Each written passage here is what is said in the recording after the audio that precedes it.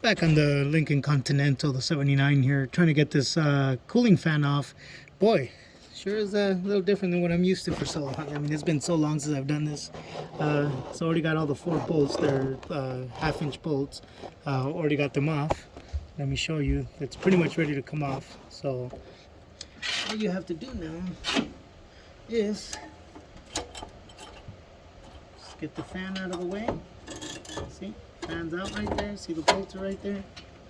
Oh yeah, that thing is seized. Oh yeah.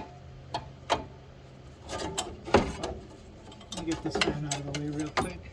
So there's the fan with the bolts. As you guys can see, the bolts are right there with the fan.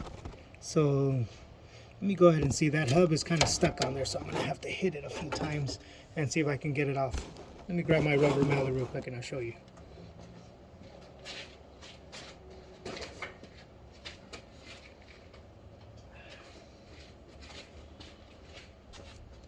Trusty mallet.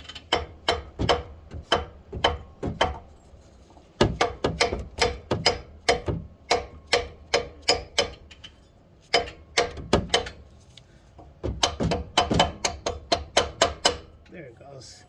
Starting to loosen up. There it goes. There it goes. See, that little hub right there was seizing up on the little nub that this thing has right here, but of course, nothing comes right off.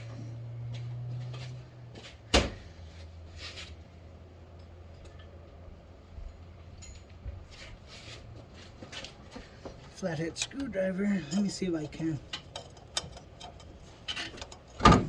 There it goes. Golly. Belts aren't ready to come off yet because this last belt for the alternator is still left.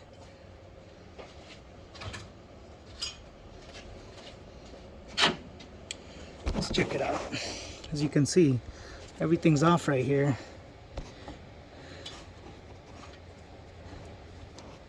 The water pump seems to be doing okay. That tensioner pulley seems to be doing okay. Just one pulley, well, one idler pulley, tensioner pulley. The rest of them are the pulleys that go on the different accessories, like the power steering pump, the air conditioning compressor, the alternator, and the fan hub, which is on the water pump. So let me go ahead and get this bracket off, get the rest of the brackets off. Actually, right now I'm going to remove the upper radiator hose and remove the alternator. All right, let me get to it.